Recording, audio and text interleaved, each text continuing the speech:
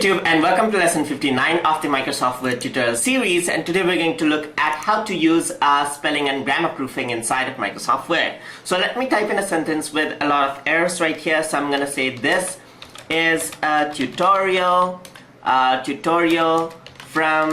tutor tube, just like this. Alright, there you go.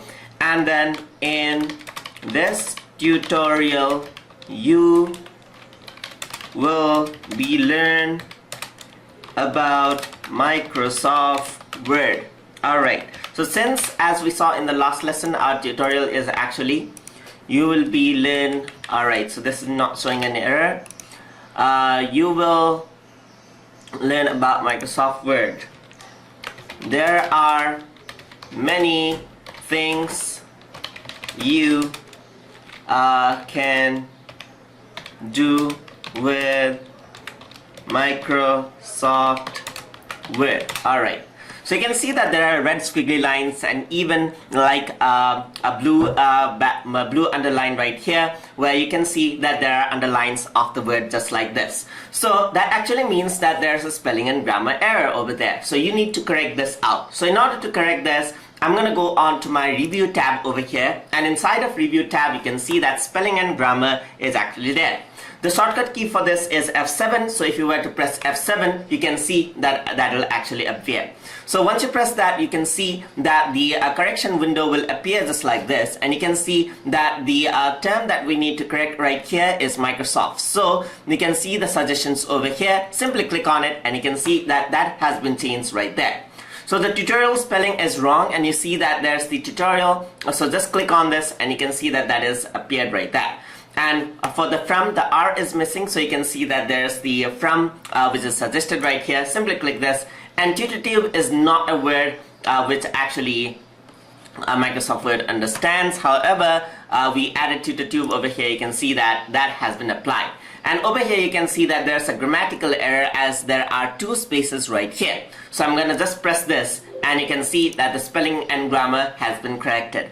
So if I were to add in some names or something, then you might notice that it will actually show it as an error. Let's say, for example, if I were to write my name, Pratik, I guess I already added that out. Let's say let's add in some names over here. Let's say, for example, Isabella. Okay, so let's say this is a name, and you can see that a spelling error is being shown, but we know that this is not a spelling error. So one way to do a quick spelling check is not by going over here, but by right clicking over here and you can see that it'll actually so many different options to actually actually change the spelling. But this is a name, so I do not want to change the spelling at all, so I can simply press ignore all, and you can see that if I were to press Isabella again, if I were to press this Isabella, you can see that this has been ignored right there. Alright, so over here there's the double space, so you can see that if I were to click it, you can see that the spaces have been removed just like that. And if I were to add in something like Huawei, something like a company name, Huawei, okay, alright.